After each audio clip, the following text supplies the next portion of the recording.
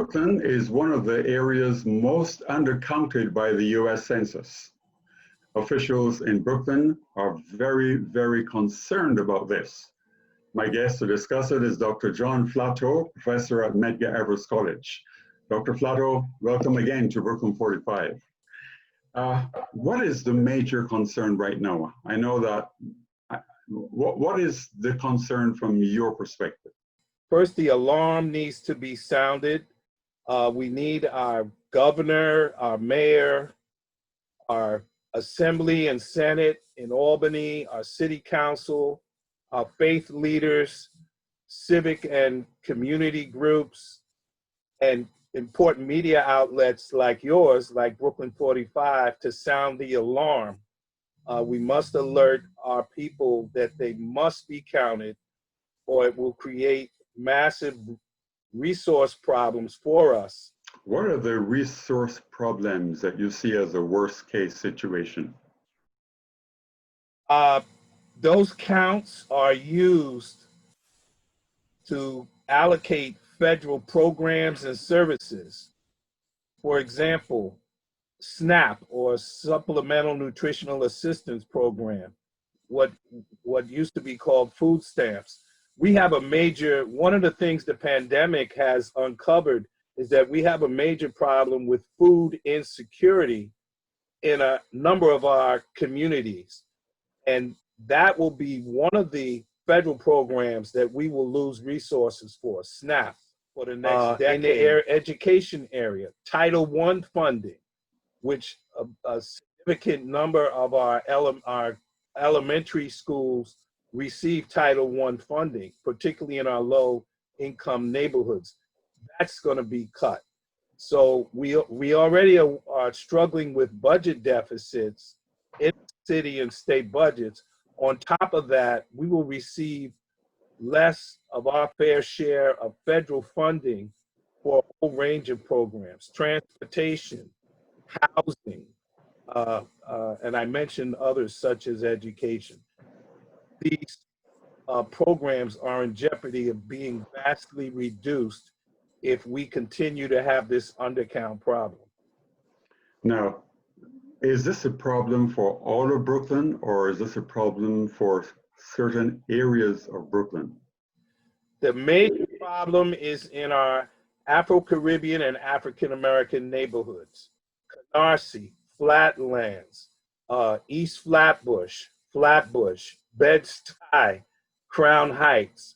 These have some of the lowest response rates in the city, in the state, and in the nation right now, well below 50%. The country is already on average above 60%. And the number one state in the country, Minnesota, is in the 70% plus range right now. So our neighborhoods, in some neighborhoods, we're only halfway there, and we only have 2 months to fix the problem. I've heard that people are concerned about giving confidential information on the census forms. Let's speak to that. Well, the federal government already has all of our addresses. That's why they were bombarding us with all of those postcard mailer reminders. So the government has a lot of information already. It's not like we can hide. In fact, they are supposed to send door knockers out looking for those of us that haven't sent in the form yet. So if you really want the government out of your business, the best thing to do is to take 7 to 10 minutes, fill out that form, and get checked off the list, and then nobody will be walking through your neighborhoods, knocking on your door, looking for you because you haven't turned in your census form. And there are also legal protections. Federal law prohibits the Census Bureau from sharing our information with any other government agency. There is a concern that some of the data is inaccurate and biased in favor of certain demographics. Have you heard that? Well, we're skewing the numbers right now because the gentrifiers, the folks that are recently moving into a lot of our neighborhoods, if they're filling out the census, and for example, they have higher incomes, and those of us with less income are not filling out the census, we're skewing the demographic picture in our own communities. The numbers are gonna look like, oh, there's no more poverty. There are no more poor people in Bed-Stuy. Look at the numbers. So that is a problem another problem we're creating by not being counted in the census, by not participating. So what organizations are they that people should feel free to submit their information to? I know you said just now that they're door knockers. What do you suggest when a door knocker comes? And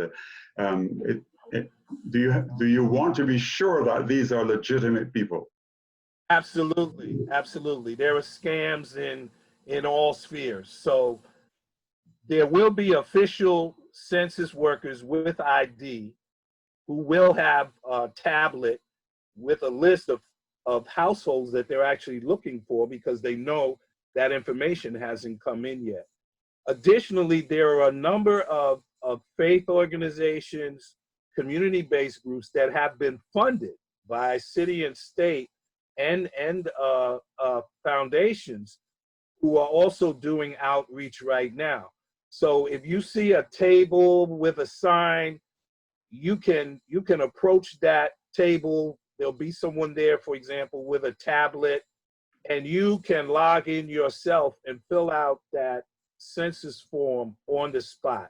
There's also an 800 number that you can call directly into the Bureau and do your census form over the phone. So those are two important steps that we must take to get our numbers up.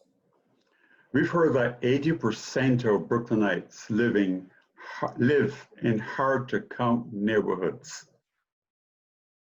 Yes, and that's an historical analysis because we didn't do that great in 2010 or 2000.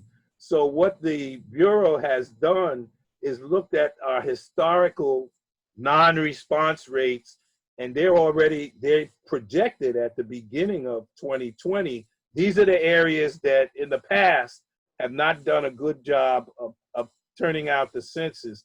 So, but now we have real numbers for 2020, and the problem is still here. And you can either go to the census website, and they have a map there, and the CUNY Graduate Center has also created a map where every day you could literally go down to the census tract level, which is no more than 3 or 4 block area, and actually find out how many people as of the day before filled out the form, what percentage. So that 80% number, these are historical hard to count areas, low income, heavily immigrant, communities with a lot of children under 5 are vastly undercounted, and 18 to under 40, particularly males, young Black males, for whatever reason, are also at the tail end of this process for not filling out the form. Okay, we're going to have to wrap up, but a word from you to convince people that they must fill out the census. What's that? If we don't fill out the census, we will lose political representation. Just think of who your elected officials are now. For example, from Queens and Brooklyn, we have 3 Black Congress members, Clark, Jeffries, and Meeks. With an undercount, by the way, Southeast Queens has the same problem we're having in Brooklyn. We could wind up with just 2 members of Congress instead of 3 for our community. So we can lose, and it will also trickle down to our state legislators and city council members. We could lose seats, our voice in the halls of power representing us and advocating on behalf of our interests.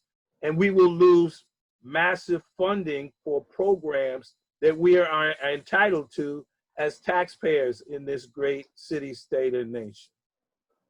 Thank you, Dr. Flateau. We don't want that to happen. On behalf of our Brooklyn 45 team, I'm Sam Tate. Hello, and thank you for watching. Brooklyn 45 is a 501c3 not-for-profit, and we welcome your support.